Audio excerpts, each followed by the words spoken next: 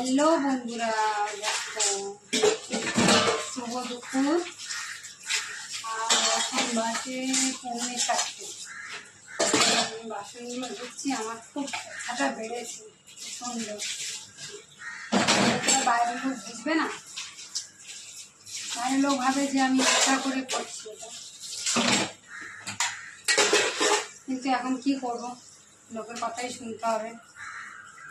তো প্লিজ ভিডিওটা দেখো, স্কিপ করো না, লাইক কমেন্ট শেয়ার করো।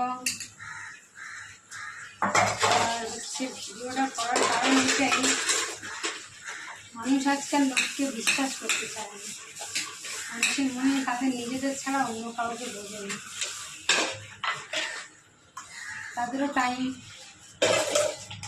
আর আমাদেরও শুনতে হবে।